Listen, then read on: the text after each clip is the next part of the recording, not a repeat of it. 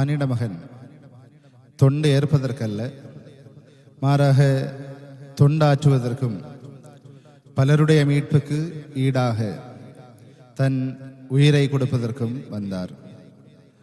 புனித மார்க் எழுதிய நற்செய்தி அதிகாரம் 10 இறைவார்த்தை 45. அதுபோல பிரிந்திருந்த மலங்கரை சபையை கத்தோலிக்க சபையுடன் இணைக்க வந்த மாமனிதனின் கதை இது. அவரே மார் இவானியோஸ். வர்கீஸ், வர்கீஸ் வாங்க. வாரேம்மா.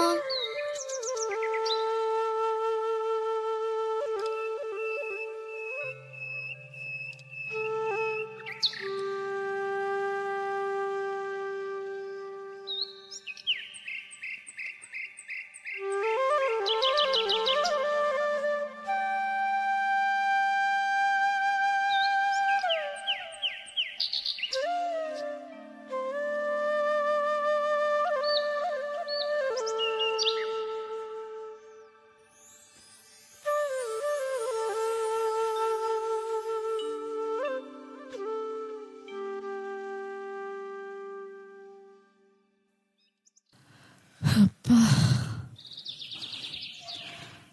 அருள் நிறைந்த மரியே வாழ்க, ஆண்டவர் உம்முடனே, பெண்களுக்கு ஆசீர்வதிக்கப்பட்டவள் நீரே. அம்மா, அம்மா. என்னம்மா? நம்ம கூட ஒரு ஆலயத்துக்கு போய் ஜெபம் பண்ணோமே, நீங்க கூட சிலுவை போட்டீங்களே, அது நம்ம கோவில் இல்லையே, அப்புறம் ஏன் அங்க போனீங்க? அதுவா, அதுதான் உண்மையான கிறிஸ்தவ சபை. நம்மளுடைய கத்தோலிக்க சபையும் அதுதான். அப்போ ஏன் நம்ம அங்க போகல? கிபி 1650 அனைத்து கிறிஸ்தவ சபையும் ஒரே கத்தோலிக்க சபையாய் இருந்த பொற்காலம் அது. அதன் பின் அவர்களுக்கிடையே ஏற்பட்ட பிரிவின் காரணமாக கிபி 1653 ஆண்டு கூனங்குருசு சபதம் வாயிலாக புத்தன்கூர், வளையக்கூர் என இரண்டாக பிரிந்தனர். அதன் பின் யாக்கோபாயர் கத்தோலிக்க சபையை புறக்கணித்து தனக்கென தனி ஆலயங்களை எழுப்பி தனி சபையாக உருவெடுத்தனர். அப்படியா? அப்ப நம்ம அங்க சேரக்கூடாதா? கண்டிப்பா சேரணும். நீ பெரிய ஆளான அப்புறம் நம்முடைய சபைய கத்தோலிக்க சபையோட ஒண்ணு சேர்க்கணும். அதுதான் என்னுடைய பெரிய ஆசை. சரிம்மா.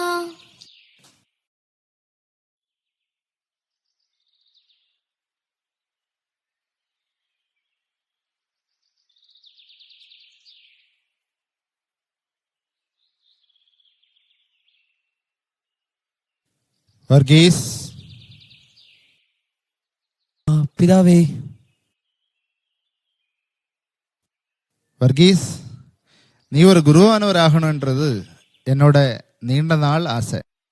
ஐயோ பிதாவே, நானா? நான் எப்படி? உன்னால முடியும் வர்கீஸ். கண்டிப்பா நீ ஒரு குருவானவராக மாறிடுவ. என்னோட ஆசீர் எப்பவுமே உங்கூட இருக்கும். உங்களுடைய ஆசீர்வாதமும் கடவுளுடைய விருப்பமும் இருந்தா நான் கண்டிப்பா ஒரு குருவானவராக ஆவேன்.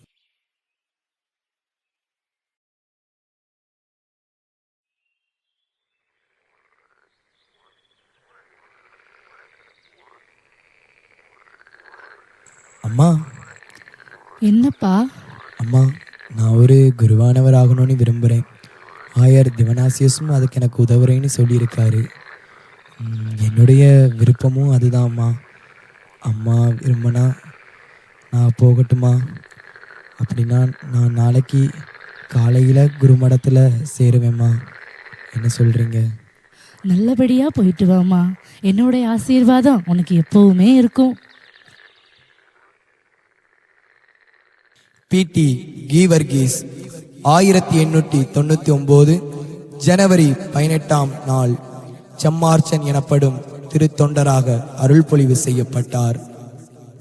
அதன் பின் 1908ஆம் ஆண்டு ஆகஸ்ட் 15ஆம் நாள் பரிமலை செமினாரியில் வைத்து ஆயர் வட்டசேரிமார் திவனாசியோஸ் அவர்களால் குருவாக அருள்பொழிவு செய்யப்பட்டார்.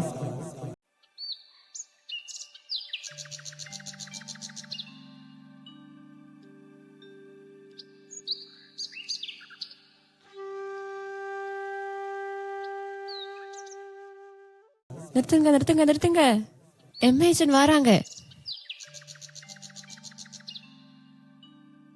பிள்ளைகளே, எப்படி இருக்கீங்க? இதெல்லாம் உங்களுக்கு தான்.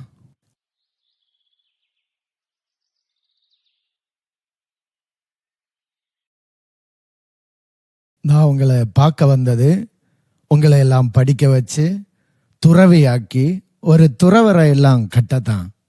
1919 முண்டன் மலையில் ஆண்களுக்கான பெதனி ஆசிரமமும், அதன் பின் 1925 மே 1ஆம் நாள் PT கீவர்கீஸ் பணிக்கர் ஒரு ஆயராக திருநிலை செய்யப்பட்டு மார் யுவானியோஸ் என அழைக்கப்பட்டார். அதன் பின் அதே ஆண்டில் பெண்களுக்கான பெதனி துறவர இல்லத்தையும் நிறுவினார்.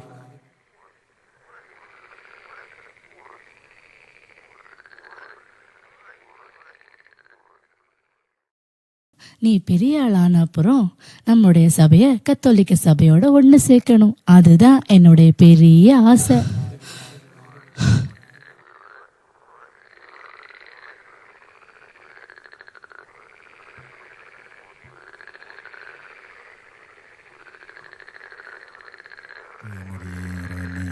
இருக்கிறவங்களுக்காக இப்பொழுது எங்களுக்கு வேண்டிக் கொள்ளும். ஆமீன். പിതാവേ പിതാവേ പിതാവുക്ക് ഒരു കടിതമുണ്ട്.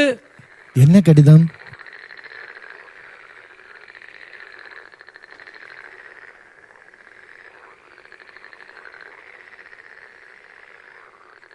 கடவுளே நன்றி.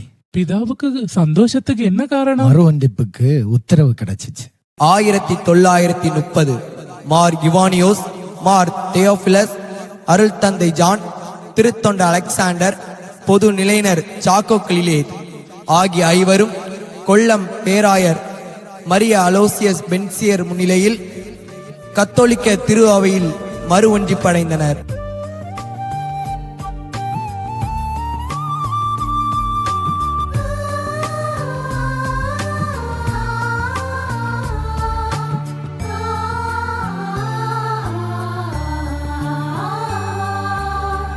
இறைநிலை இணைந்து தன்னலம் மறந்து ஒன்றிப்பின் செய்தியை முழங்கிய செந்தாய். இறைநிலை இணைந்து தன்னலம் மறந்து ஒன்றிப்பின் செய்தியை முழங்கிய செந்தாய். வசையும் வாழ்த்தும் தன்மேலேற்று, வசையும் வாழ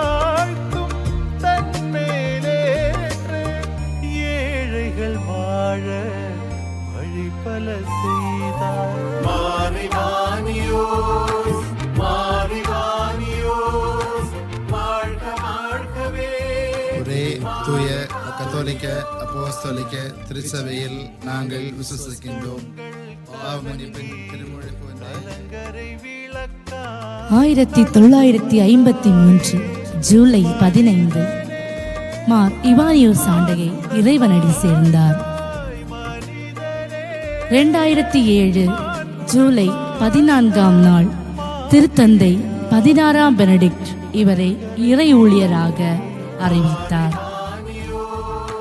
2024 மார்ச் 14ஆம் நாள் திருத்தந்தை பிரான்சிஸ் இவரை வணக்கத்துக்குரியவர் என அறிவித்தார்.